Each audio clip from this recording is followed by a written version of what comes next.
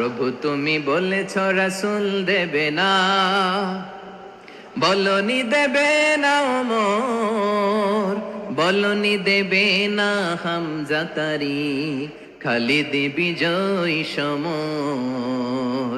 প্রভু তুমি বলেছ রাসূল দেবে না, বলনি দেবে না ওমর, বলনি দেবে না হামজা তারিক, খালিদ বিজয়ী সমর। প্রভু তুমি বলেছ রাসূল দেবে না। আল্লাহু আকবার। ওমর ফারুক রাদিয়াল্লাহু তাআলা আনহু, ওনার কথা শুনলে গায়ের মধ্যে গুজবাম হয়, গায়ের পশমগুলো দাঁড়িয়ে যায়। সুবহানাল্লাহ বলেন। কি পার্সোনালিটি ছিল, কি ব্যক্তিত্ব ছিল। মুনাফিকরা ওমর ফারুককে জমের মতো ভয় পেতেন। শয়তান, খুদ শয়তান এই রাস্তা দিয়ে আসলে শয়তান অন্য রাস্তা দিয়ে হাঁটতো। ওমর ফারুক রাদিয়াল্লাহু তাআলা আনহুর জীবনে যদি দেখেন, তাহলে সেখানে আপনি আদালতের, ইনসাফের, সুশাসনের, জাস্টিসের নমুনা দেখতে পাবেন। কয়টা শুনবেন? সাইয়েদনা ওমর ফারুকের রাদিয়াল্লাহু তাআলা আনহুর সন্তান আব্দুর রহমান মিশরে মদ খেয়ে মদ্যপ অবস্থায় ধরা পড়েছে।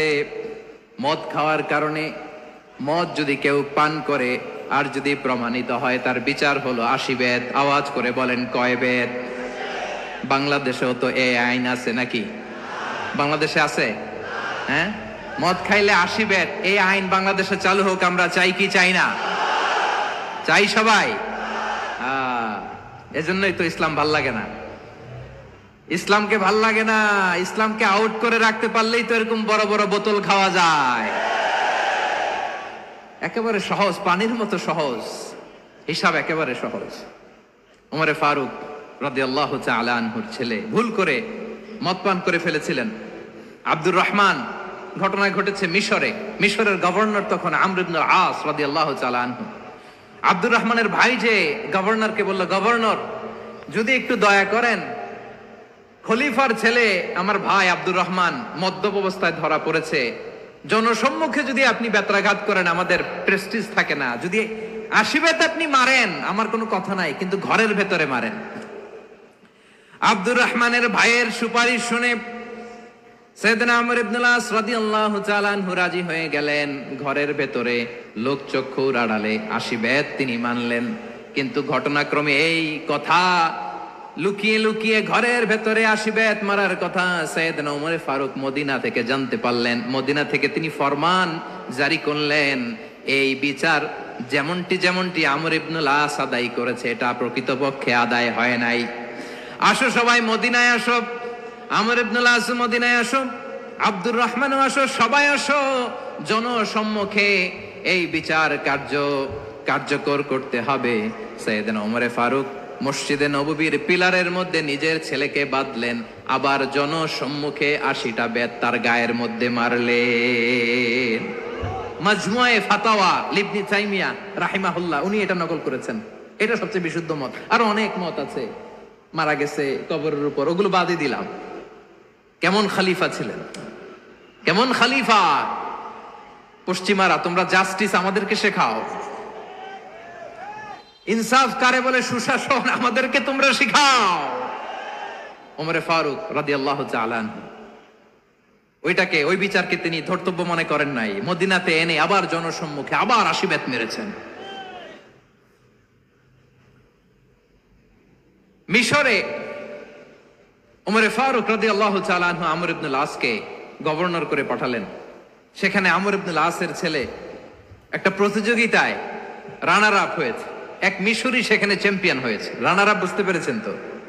রানার আপ সেকেন্ড হয়েছে, এক মিশরি হয়েছে চ্যাম্পিয়ন প্রথম। কিন্তু গভর্নরের ছেলে ও জিততে পারে নাই। ও রাগে ওই মিশরির গায়ের মধ্যে কয়েকটা লাঠি দিয়ে বাড়ি মেরেছে। মিশরি যে মদিনাতে ওমর ফারুকের কাছে বিচার দিলেন, আপনার গভর্নরের ছেলে অন্যায়ভাবে আমার গায়ে হাত তুলেছে। সাইয়েদনা ওমর ফারুক আবার ফরমান জারি করলেন, আসো মদিনাতে আসো। মিশরীকে ডাকলেন। ওই মিশরের গভর্নর আমর ইবনে আস রাদিয়াল্লাহু তাআলা আনহুকে ডাকলেন, তার ছেলেকেও ডাকলেন। সবাই বসে রইল। আমর ইবনে আস রাদিয়াল্লাহু তাআলা আনহু মাথা নিচু করে বসে আছেন, লজ্জায় কাচুমাচু। হায় হায়, আজকে আমার ছেলের কারণে আমিরুল মুমিনিন খলিফাতুল মুসলিমিন ওমরে ফারুকের কাছে আমি জনসম্মুখে লজ্জিত হচ্ছি। সাইয়েদনা ওমরে ফারুক বললেন, এই নাও লাঠি, গভর্নরের ছেলে তোমার মাথার মধ্যে যতগুলো বাড়ি মেরেছে আজকে জনসম্মুখে তুমি অতগুলা বাড়ি মারো। মিশরি বলে, থাক, আপনি যে ডেকে আনছেন সবার সামনে এটা বলছেন, এতেই আমি খুশি। আল্লাহু আকবার। আপনার মহানুভবতা দেখে আমি খুশি, আর অপমানের দরকার নাই। ওমরে ফারুক বলে, না, খবরদার, এই কথা মিশরি তুমি বলো না, মারো, যতগুলা বাড়ি মেরেছে মারো। বাধ্য হয়ে মিশরি আমর ইবনুল আসের সামনে ওনার কলিজার টুকরা সন্তানের মাথার মধ্যে বাড়ি মারতে আরম্ভ করলেন।